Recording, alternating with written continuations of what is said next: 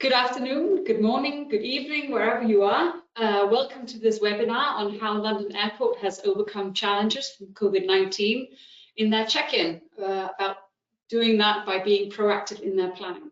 We're absolutely delighted to have Sean with us today. He's going to share a lot of really valuable insights and a very hands-on presentation, I know. So I hope you will get a lot of value from that.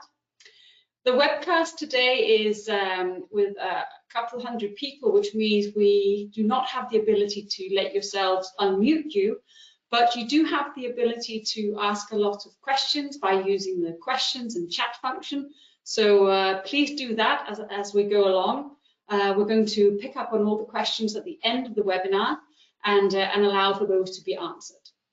Another thing, practical note, is that the webinar is being recorded, so the questions, and we will share and distribute the webinar tomorrow or the day after, so that you have it available to view on demand.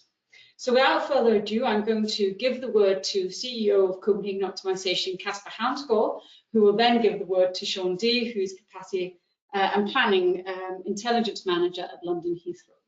If you have any questions, you can always reach out to us, myself, Sarah Proctor.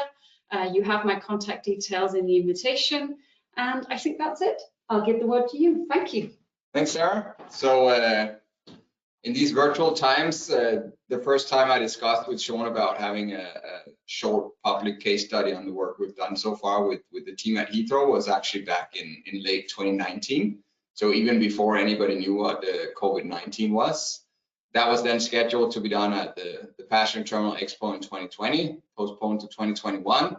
Now the Expo is once again postponed to 2022, but we found that it was that was the right timing to now talk through what we've been working with Sean and team on over the last 12 months in Heathrow when it comes to check-in. It's been truly a bit of a roller coaster ride, but I think we've really achieved a lot and learned a lot. So Sean will guide us through that. So Sean, over to you. Hello, good afternoon, everybody. Thank you very much for joining wherever you are.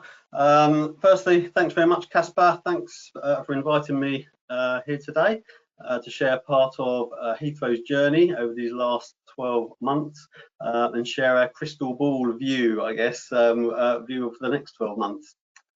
Secondly, as I say, a really warm welcome to you all and to everyone who's taken the time to tune in today. Nothing like a global pandemic to share some learnings, eh? Of course, it would have been great to have presented this on the big stage, big grand stage in Paris or somewhere, meeting you all in person. So forgive me that I can't buy you all a coffee, which is probably just as well, because I can only remember 3 orders at once, and I think there's a couple of hundred of you online today. So anyway, allow me to introduce myself. My name is Sean D. I'm a Planning and Intelligence Manager at London Heathrow Airport. I've been in the business for 14 years in the world of airport planning, to which a large part of my experience has been spent managing the complex world of check-in capacity and desk allocation planning for Heathrow. Now, whether that be developing seasonal plans or planning terminal refurbs, integration of automation, airline terminal moves, and lately trying to make sense of the check-in demand and capacity in this crazy pandemic COVID world that we will find ourselves in, and the challenges that none of us could ever have imagined. So let me just click onto the next slide, the first slide. So over the next half an hour, I'm going to be giving you some deeper insight into some of Heathrow's biggest challenges over the past year. I'll give you a short intro to Heathrow by numbers. I'll be giving you a flavour of some of the most common COVID challenges we've had to deal with at check-in over the last year. I'll be sharing some deeper insight into the stark reality and impact of COVID on check-in at Heathrow. I'll then be sharing a live demo of some of the key features of the check-in planning tool that we use that have helped us to overcome some of these challenges and have helped inform and direct our strategy and some key business decisions amidst the backdrop of great uncertainty. And finally, I'll be sharing a peek at how we are growing our planning capability, along with some exciting enhancements that we are working with Casper and his team to help us drive a dynamic and proactive approach to our planning methodology to help us deal with whatever the world throws at us next. So I've got 5 slides to share, which will be available after the webinar and as well as the recording, and I'll be happy to take any questions you have at the end. So let's get started with Heathrow's big numbers. They're not quite as big as they used to be, I have to say, but hey ho. So I guess the most significant number on this slide is the passenger numbers for last year, 22.1 million, down 58 million by 72% on the previous 12 months. 22 million. I mean, we've not seen numbers like that since the 1970s. Yeah, quite amazing to think how we've got ourselves into where we are today. So in April last year, as the bottom was starting to fall out of aviation, we quickly took the bold decision to mothball 2 of our 4 operating terminals and moved over 50 airlines into the remaining 2 terminals, which was Terminal 2 and Terminal 5. At this time, T3 and T4 still remain closed, but we are currently evaluating the possibility for reopening T3 this summer, subject to demand and subject to all of the green light, the traffic light system that's going to be brought in next month as to where passengers can fly and where they can't. We have 2 runways, 212 aircraft stands, many of which in T3 and T4 are currently serving cargo freighter ops. In terms of runways, for much of last year, demand was such that we operated single runway operations, and in fact, much of this year has been very much the same. There were some pluses, however. We achieved a carbon neutral status last year, which is massive, given the continued global focus on aviation carbon reduction. So very proud of that. And while sadly we have moved down the rankings slightly in terms of the world's top busiest airports, I'm proud to say that we are still Britain's busiest airport and largest cargo port, with 82 airlines flying to 204 destinations and in 85 countries.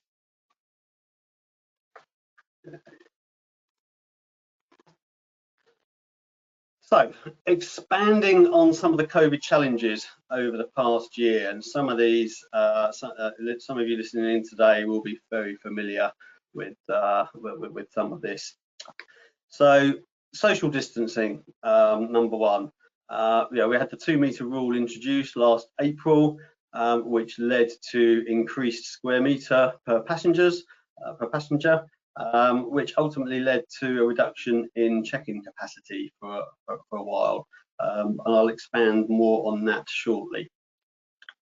Early turn-up profiles, repatriation flights we've had to deal with.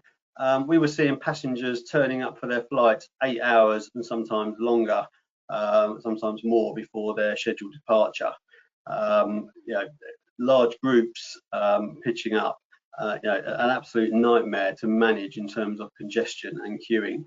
Last-minute repatriation flights being added to the schedule, that impact on social distancing, congestion. Again, I'll share more on our approach to identifying such curveballs in advance a bit later on. Flight bans and schedule volatility. So up until the 20th of December last year, we were doing fine. We were really encouraged by the Christmas peak, and we thought, yeah, we're on the road to recovery. And then the world began to close its borders on the UK on the 21st of December, here we are with red lists and all sorts. So keeping track of what's flying and what's not has certainly been a challenge. Increased transaction times, passenger dwell times. I think all airports are experiencing similar challenges to this at the moment. Temperature checks, PCR checks, other document checks. we find ourselves continually tweaking transaction times and our planning assumptions in order to project demands that reflect reality. Lots of automation. So the impact on this on transaction times, we have seen transaction times go from 2 minutes pre-COVID, and we're now seeing in the realms of 5 to 6 minute passenger transaction times, and it's only going in one direction at the moment. Automation itself is probably not likely to resume by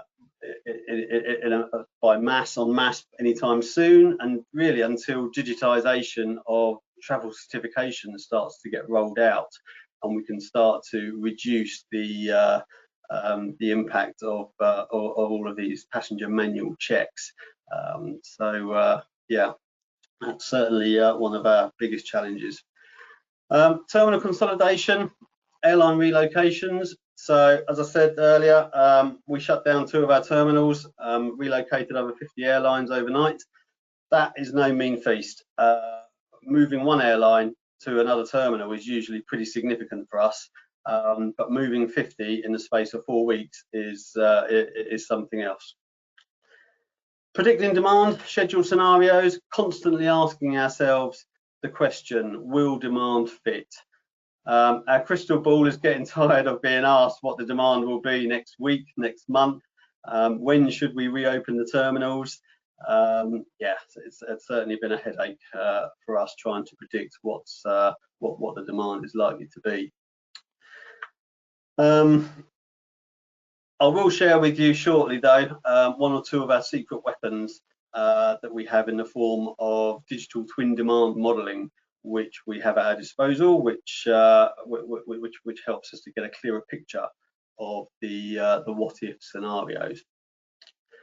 And then finally, moving from a seasonal planning approach to a day-1 planning approach. Back in the good old days, pre-COVID, we used to produce 2 seasonal annual plans, allocation plans for each terminal, which were largely static. Since COVID, we've had no option but to move to a more demand forecast-led daily and dynamic planning approach. So more on that very shortly. To the next slide. Okay, so focusing a little bit more on the impact to check-in. So let's talk transaction time. So in the top graph on the left, you'll see the blue line showing the current trajectory of transaction times since last March. We were sitting with full service transaction times of 180 seconds, and we're now seeing full service transaction times in excess of 5 to 6 minutes. Automation, self-service bag drop, we had transaction times there of around 136 seconds, and obviously now it's just not being used at all at the moment, and it's been suspended since May, June last year, largely. In terms of the impact to desk capacity, so in the middle graph there, you can see the impact of the 2-meter rule that was introduced last April, which reduced our desk capacity by 50%, from 258 desks to 129 desks. So we'd already reduced our check-in capacity from around about 600 desks by closing Terminal 3 and Terminal 4. We were left with 258, and then the impact of social distancing, because the desks were just too close together, we had to allocate to every other desk. And it wasn't until Perspex screens were introduced and retrofitted in June that we were able to reopen that check-in capacity.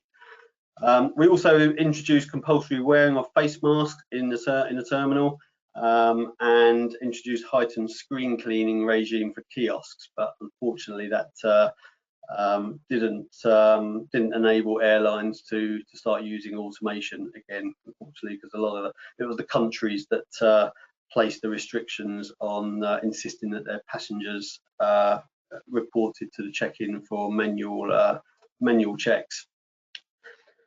So in terms of loss of automation, as you can see in the bottom table, so this bottom table refers to Terminal 2. the hourly check-in capacity has been reduced by 38% as a consequence of no automation and increased transaction times. So that's pretty massive for us. Pre-COVID, we had a lot of automation. We were well on our way. We had probably 40–50% of airlines using automation. We were in the middle of rolling out self-service bag drops across all terminals, and to lose that capability is devastating. So we're doing everything we can to support the airlines and work with government so that we can get automation back into the heart of check-in again. So what does all that mean? Well, it means a consequential risk. Requests for more desks and queue space, which is desks and space that we may not have to give in the terminal. Longer queues and waiting times. Pre-COVID SLAs was probably maximum around 15 minutes or less check-in. Post-COVID queues could be a whole new ball game if we don't get transaction times under control. Increased risk of congestion, social distancing and breaching. So we've already experienced staging of passengers outside the terminal to try and maintain social distancing and passenger safety. We really don't want to be going there again if we can help it. Less capacity for scheduled growth. So ironically, we all need growth to return, to rebuild and recover. Yet higher transaction times and the loss of automation may slow down the rate of the growth opportunity. So it's a bit of a double-edged sword there. And the loss of automation, over 50% of passengers were using automation pre-COVID, and following a trajectory that would see the majority of airlines adopting self-service bag drop as common practice. Passengers used to self-service and disappointed if it's not available, they may choose to fly elsewhere next time. The reputational impact, perception is everything. A long queue at check-in, whilst it might not be breaching social distancing, it may still be worthy of a reporter posting a photograph to the daily newspaper suggesting otherwise. So so we really need to be careful around the queues and how we manage those queues and try and reduce those transaction times to ensure that that we're not breaching social distancing and we're keeping congestion under control.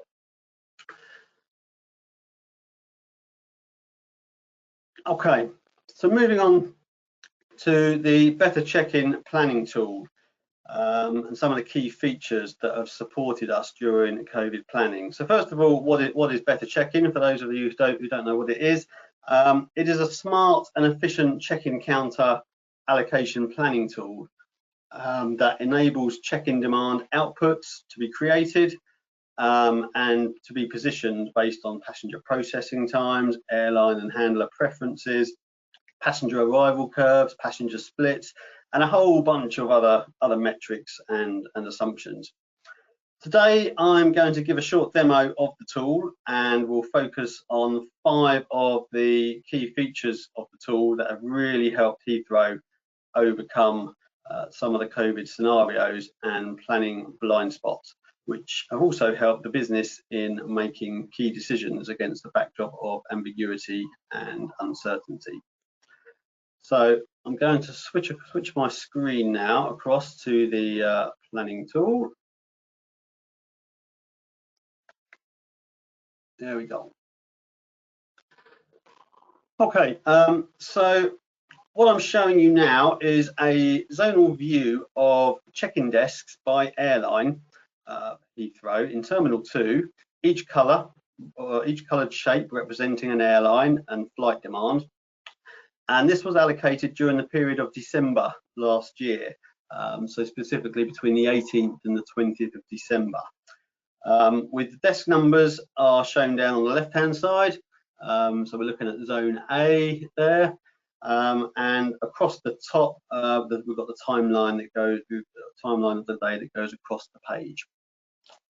So first up is the D-1 allocation planning, or day -1. Sorry, I've switched my screen. Hold on. There we go. Right.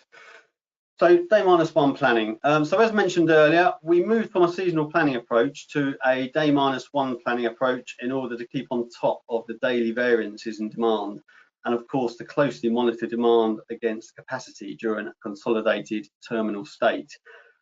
What you'll notice here, so this is we're looking at the 18th here of December, zone A, and as I slide across, as we move into the following day, you'll see some of those shapes changing colour, representing different airlines, different flights in the same area.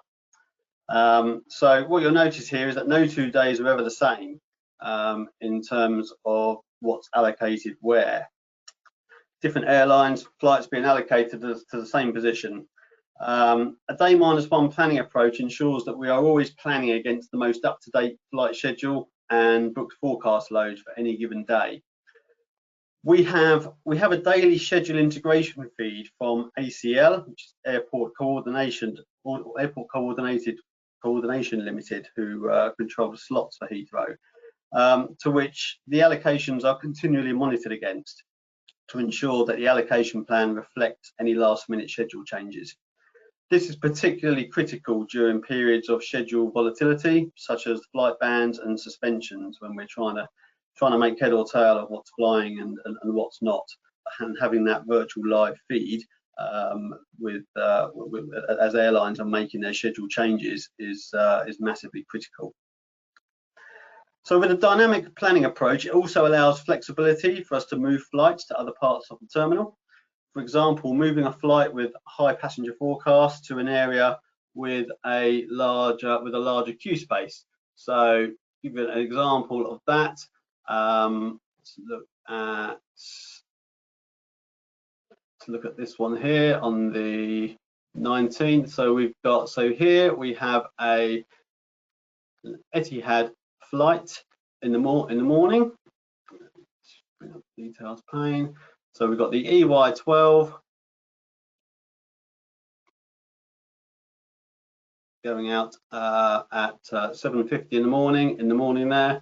But scrolling down through the other zones into zone D, we've also got Etihad also operating an evening flight here. So the airlines love to have consistency of zone, but unfortunately, whilst we are in a consolidated state, we do have to be flexible and operate really dynamically and allocate flights in the interest of passengers, in the interest of safety and congestion, and that does mean placing flights across multiple zones across the day on different days of the week, which is a far cry from what we used to do when we used to do fixed allocation planning, where airlines were used to having their fixed desks, fixed zone every day.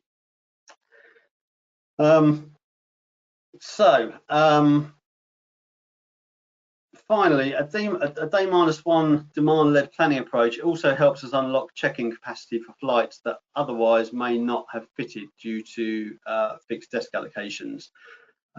As you can see here, there's not much headroom going on, and bearing in mind this was peak Christmas traveling period between the 18th of December, so this was particularly busy. But there's not much headroom to play around with there at certain times of the day. So it's absolutely critical that we don't allocate more desk capacity than is necessary. Next, I'd like to show you some demand versus capacity overviews that will help inform some strategic decision making. First up, we have the red, amber, green high-level zonal view. So better check-in provides at a glance red, amber, green desk demand intensity versus capacity by hour of the day, by zone, and that really enables our services teams to plan ahead at a glance and ensure passenger experience resources can be deployed to the right place at the right time across the day. We can easily collapse a view by zone if we want to as well, to see if we want to see what flights are contributing to that demand intensity. So there we go. So I collapse that up, and I just want to open up zone A.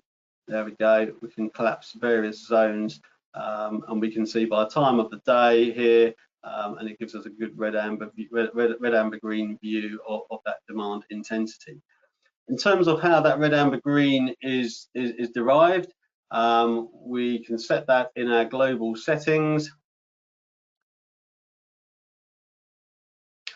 So just here, the Gantt chart settings, we have the red amber green controls here, where we can set the thresholds for each color, the free counter threshold. So at the moment it's set at if there is one desk available, only one desk available on the zone, then it will be set as red. If there's 2 desks, 2, 3 to 4 desks available, they'll be yellow. And if there's 5 or more desks available on the zone, then it will be set to green. I'll just go back to the allocation plan again. So, and then we can look at different days of the week. So this was the Friday the 18th. I move across to the Saturday. Again, it's a slightly more intensity in the morning. So it really gives our services team an idea of when those peaks are during the day, when we're likely to see all desks in occupation, and when we're likely to see the biggest influx of passenger demand, and ultimately the biggest risk of congestion. Okay, next overview I'm going to show you is a short-term overview. This provides a view of projected desk demand versus capacity through a different lens. And it shows it by time of day and up to 28 days ahead, or to provide historic demand. So in this case, I'm going to show you some historic demand to December. And I'm going to show you the 6th of December through to the 31st of December.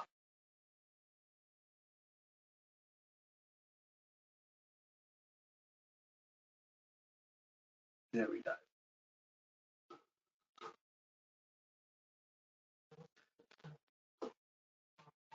Okay, so this view can also be drilled down to zonal level, or it can be configured as a specific period of interest. It tends to be the first go-to view that I use for scenario demand modeling, which we'll come on to shortly, and answering some of the big what-if questions. You can see from this chart here, so we've got again the overall number of desks down the left-hand axis, and we've got the overall number of desks and the red line across, which dictates the overall capacity of desks in the terminal. And by hovering over each one of these graphs, we can see the time of day and the number of desks that are allocated by time of day. You can see that the demand suddenly disappears from the 21st of December. So this is the where's the 21st? Here we are. 21st. Which one? Yes.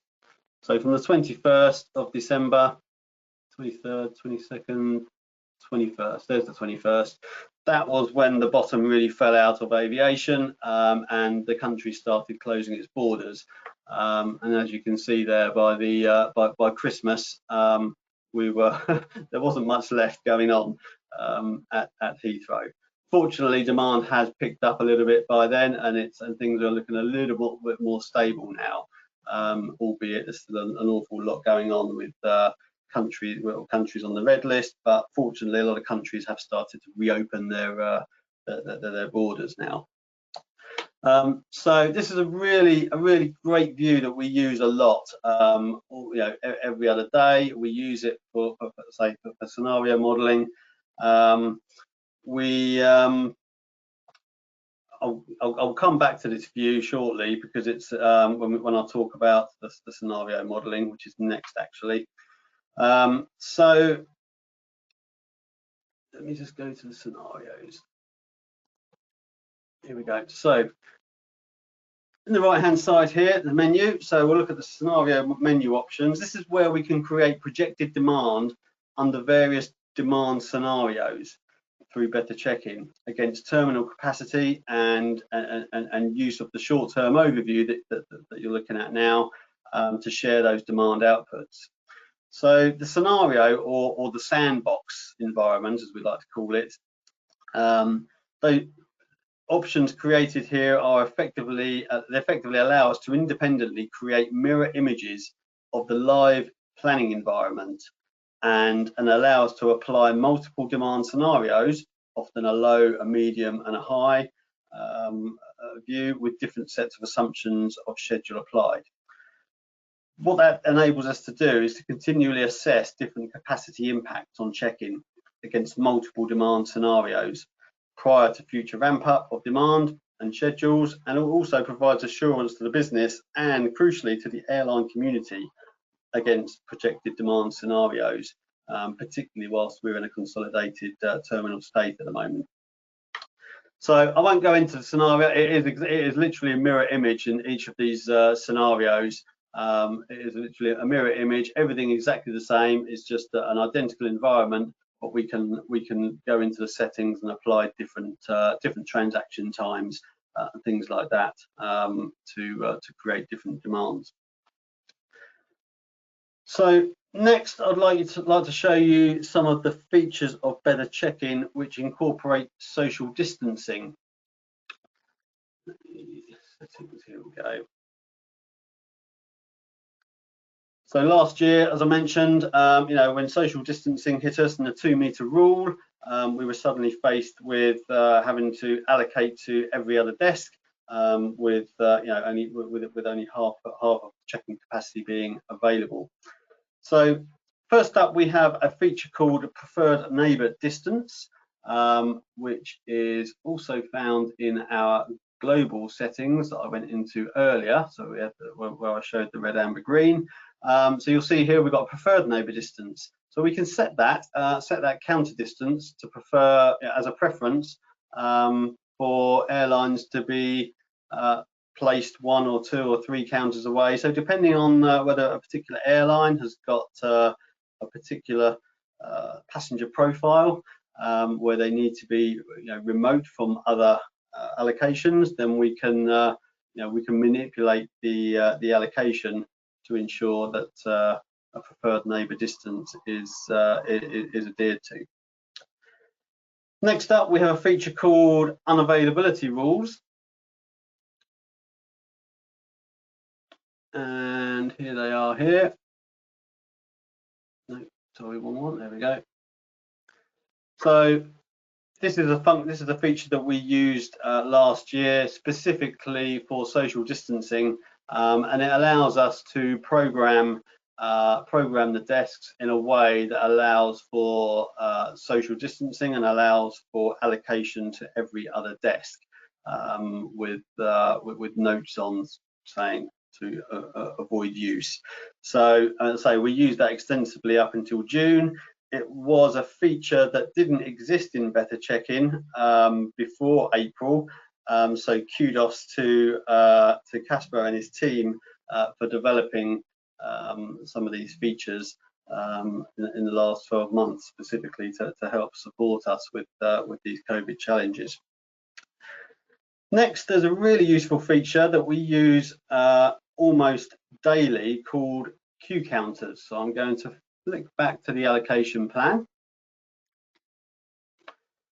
and give you a quick demo to demonstrate how we allocate queue space to a flight, but without actually allocating desks. So if I pick this one here, which is the Emirates flight, so we've got 2 flights here operating a common demand, and they're allocated a couple of premium desks, and they're allocated 7 desks there from 1350, but we've got a bit of white space here. Now, if I don't want to allocate that space to another airline because I know that the passenger profile, they're going to need all of that space, but I don't want to actually allocate the desks. I just want to allocate the queue space. So what I would do is I'd go into edit queue counters, and I would add 1, 2, 3 queue counters to the allocation and press save. And you can see there we get a shadow allocation which forms around the shape. So for any planner that goes into this allocation plan, or any end user, they can see that space, even though the desks are not strictly allocated to the airline or are needed to process the flight, the queue space in front of those desks can be occupied by that airline. Saves a lot of arguments and handbags at dawn when space is at a premium.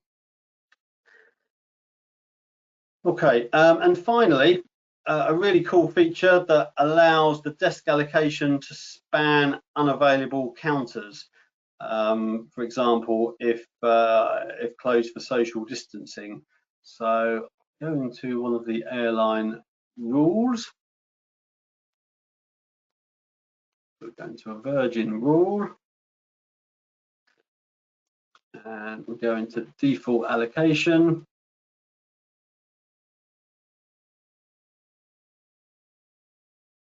And it is, there it is, airline rule, default allocation.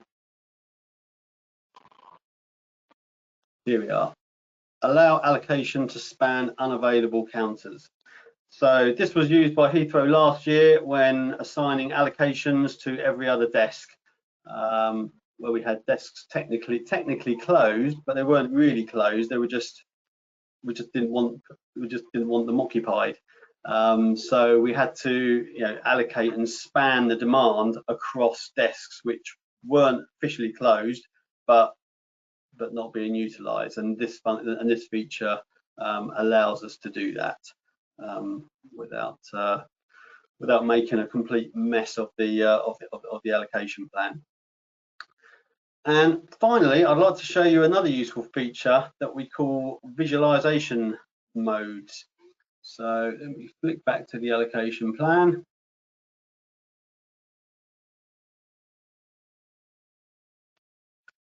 So here, the first visualization mode we have set up is used to identify ad hoc charter flights, useful for identifying flights in areas and zones where passenger profile may be abnormal, or if a flight has sneaked into the schedule that could have had an early turn-up profile.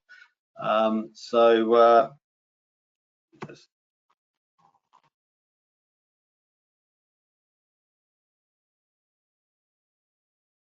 2 seconds.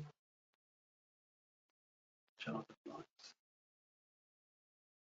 Apologies, this is the view. So here we are. So here we can see flights that are highlighted, which are charters, or there may be repats, and they're signified by their flight type.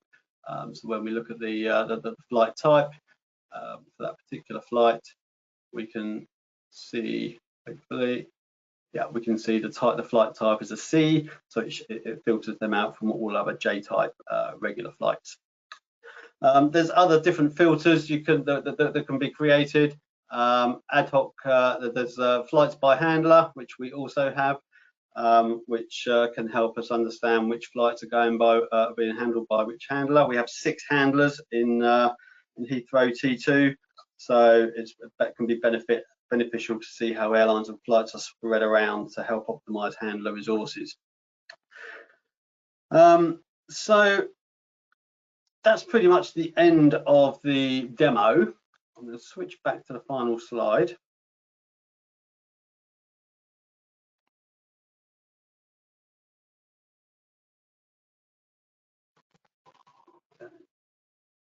Okay, so in terms of growing our planning capability, how has our journey with Copenhagen Optimization helped drive our strategy for a forecast demand-led approach?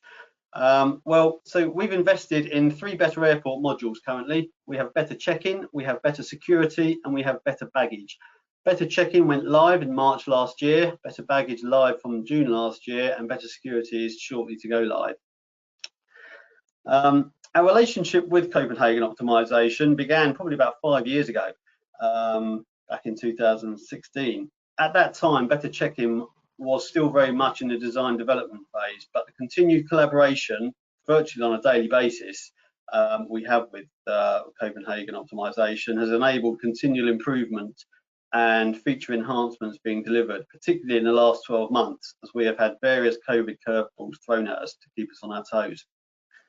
The continued support from Casper and his team and their ability to listen and really understand our often complex operational requirements and then deliver on the back of it has been outstanding, and really does set them apart from other solution providers whereby the flexibility to adapt an off-the-shelf product is probably generally not quite so easy. Finally, before I hand back to Casper, just to give you a flavour of what we are working on next with Copenhagen Optimization. To the right hand side, you'll see a screenshot of the QVision feature within Better Check-in, which will soon elevate our planning capability and provide valuable data insight to our teams on the ground around projected peak queues, queue time, number of passengers queued, etc. I wasn't able to demonstrate it today, as the functionality is still yet to be embedded into our daily planning routine, mainly due to the current instability of transaction times that we're battling with at the moment, and some internal forecast challenges that we've yet to overcome. But once integrated, it will prove to be a valuable insight for the operation, as changes to passenger processes and additional checks at check-in certainly looks set to continue. So I hope that's provided some useful insight into the world of check-in at Heathrow right now and our planning approach to overcoming many of the challenges we've faced from COVID and are yet to face in the coming weeks and months ahead of us as the world of travel prepares to scale back up again. So I'll hand you back to Casper and be happy to take any questions. Fantastic. Well, thank you very much, Sean. That was a really good, thorough talk through and demo of what some of the capabilities are within the solution and how it's helped you and your team. We've had quite a few questions, so I'm just going to take them from the top and we'll work our way through. We still have about 5 minutes left. So the first question is, do you plan to return to a more fixed check-in zoning as traffic comes back and returns to normal passenger levels? Absolutely not. That's the short answer. You know, the day -1 planning approach, I think, is here to stay, and it will help to ensure that we're not giving the shop away. We're rebuilding in a way that enables growth and really optimises our capacity. Airlines have now been operating, you know, flexibly like this in the past for a year now. And whilst of course we always strive to provide them as much consistency as we can, we have to we have to plan in a way that allows us enables us to grow responsibly and use our capacity sensibly to take it. The D-1 is definitely here to stay. Fantastic. And it actually quite nicely leads into the next question, which is about the stakeholders and the airlines. And the question raised is, how do other stakeholders such as airlines find using Better Check-in, and how have you managed the airline relationship during COVID-19 at Heathrow? So do you know what, at the very beginning, before we started using Better Check-in, everybody was used to using PDF. The check-in allocation plan was circulated by through PDF. It was a bit of a journey. It was probably about a 2 to 3 month journey on getting the end user used to accessing the check-in allocation plan through the online Better Check-in portal. It's been, there was a bit of pain at the beginning, but I think we're in a really good position now, and the community have embraced it and are now using it as if we've always been using Better Check-in. So that's been really fantastic. And sorry, what was the other question? I have one more question that's just come in. I assume that your demand is generated based on passengers and not fixed per flight. How do your ground handlers cope with the fact that the number of required check-in agents may change from day to day? So, really good question. It's something that we often get asked by the handlers. as to how, trying to provide an advanced view of demand, and that's what it comes down to. We appreciate that demand can suddenly change, but what we do try and do is we look at the forecast. We will publish draft desk allocations up to a week in advance, so it gives the handlers a chance to plan their own resources based on what the forecast is currently showing. The forecast does change every day, but we try to maintain a continuous view of at least the next 7 days, so as for both for airlines and handlers, so there's no great surprises. Thanks, Sean, and thanks for the questions. I think we are now 4:45, so as we like on-time performance, we better say a big thank you to you, Sean, and thanks for everybody listening in. And enjoy the rest of your day, and hopefully we'll soon be able to see each other in person somewhere in the world. So take care. Hope so. Thanks very much. Cheers. Bye. Bye-bye.